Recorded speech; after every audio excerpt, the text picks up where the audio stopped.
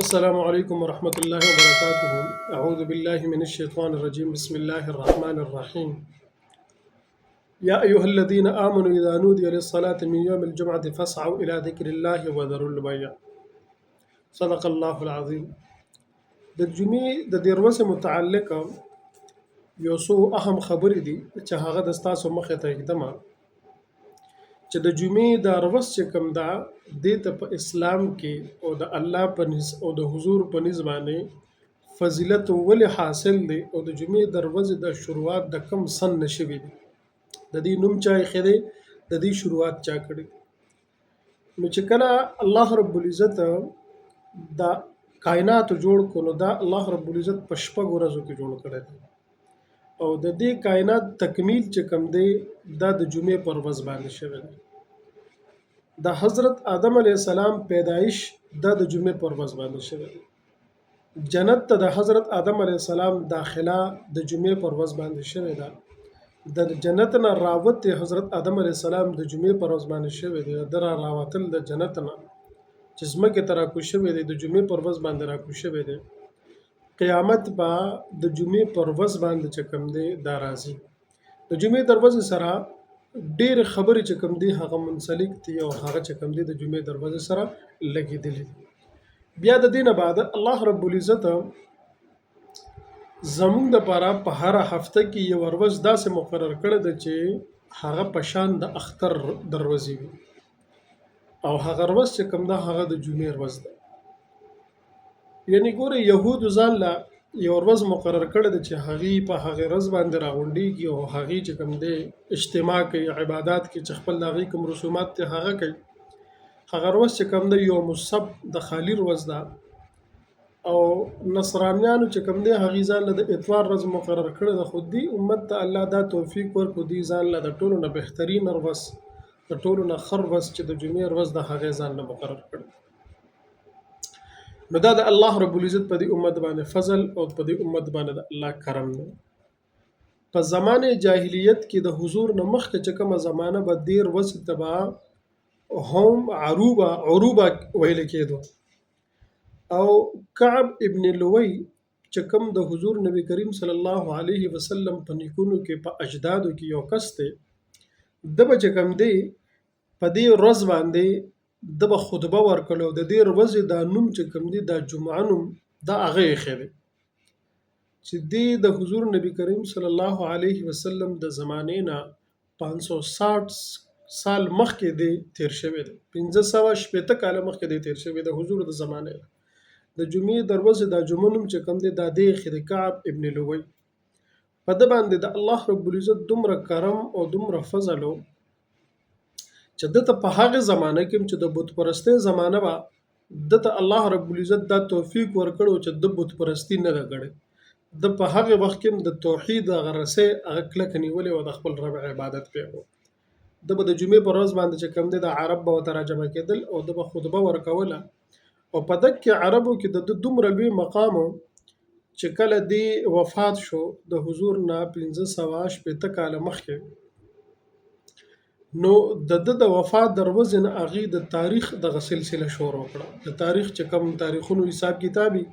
دا د وفات نه شروع شو د دې نه مخکې د تاریخ سلسله چې کوم دا د بنای کعبه سره شروع شوه چې کله کعبه جوړه شوه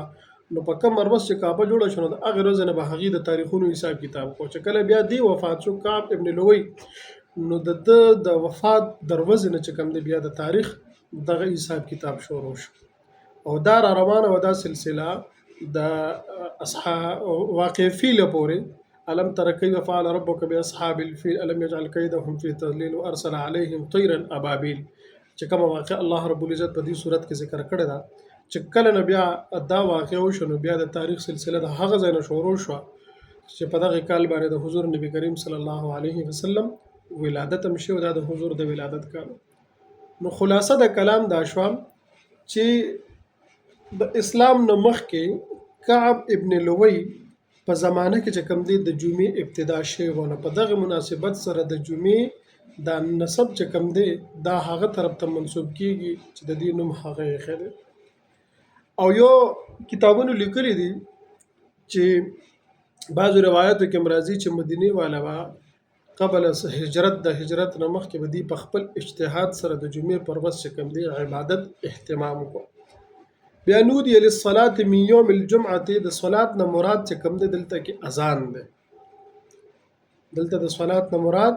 اذان دی. او من یوم الجمعه دا اصل کې فی یوم الجمعه دی، یعنی مطلب دا دی چې په دغه ورځ باندې د جمعې پر ورځ باندې تاسو الله رب العزت قرآن کې فرمایي چې تاسو راځئ په منډه باندې مانځه طرف ته. نو دلته چې دا سعی کوم لفظ راغلی د دې معنی خو مطلب د دې منډه ده، خو دلته کې مفسرین یو بل معنی مراد اخیستې ده چې نه، ځکه چې حضور فرمایي چې تاسو مانځله په منډه باندې مه راځئ بلکې په سکون او په وقار سره راځئ. نو مطلب د دې دا شو چې دلته کې لفظ د منډه ذکر دی، سعی وی عربی کې منډه ده. او مفسرین فرمایي چې د الله رسول په منډه باندې د راتګ نه منع فرمایلی ده، نو بیا معنی څه شوه د دې؟ نو مفسرین لیکلي دي چې د دې مطلب او معنی دا ده چې تاسو مانځه طرف ته داسې راځئ څنګه چې یو کس یو کار طرف ته په منډه باندې رواني، چې کله هغه یو کار طرف ته په منډه باندې ځي نو هغه بیا نورو کارونو طرف ته توجه نه کوي بلکې ګوري مدنه دغه یو کار طرف ته بیا روان. نو مطلب دا شو چې تاسو مانځه طرف ته راځئ، نور کارونه چې کوم دي هغه ټول د ځان نه سکے، هغه شاته کې هغه ایر کې، او صرف چې کوم دي د یو مانځه طرف ته توجه کې مانځه طرف ته راځئ. او بیا الله رب العزت په دغه آیات کې فرمایي وذروا البيع، یعنی تاسو چې کوم دي خرڅول پرېږدئ، صرف د خرڅولو ذکر یې کړی دی.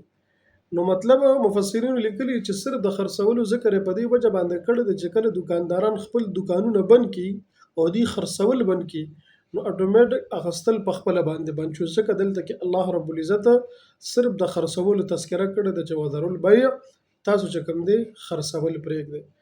نو د جمعې د اذان نه بعد خرڅول اخیستل دا چې کوم دی د قرآن د آیات نه موږ ته معلومه شو چې دا حرام دی، دا عمل چې کوم دی دا حرام دی. نو دا الله رب العزت چې کوم دی زموږ دپاره یو ډېره بهترین ورځ مقرر کړې ده. مخکې به انشاءالله زه د دې فضایل هم تاسو ته بیانوم، برکات به هم تاسو ته بیانوم، او څوک چې په دې کې غفلت کړي د هغې متعلق وعیدات هغه به هم درته بیانوم. نو په دغه ورځ باندې الله رب العزت طرف ته متوجه کېدل، او دې کې یو ساعت او یو ګړی داسې ده چې هغې کې ته څه دعا غواړې هغه به هم درته بیانېږي انشاءالله. هغه الله رب العزت د ستا دعاګانې قبلوي. نو دغه لږ مختصر الفاظو کې به تاسو ته د جمعې د ورځې تاریخ کېښودو. الله رب العزت ته مالم په دې باندې د عمل کولو توفیق راکړي او تاسو له جزاک الله.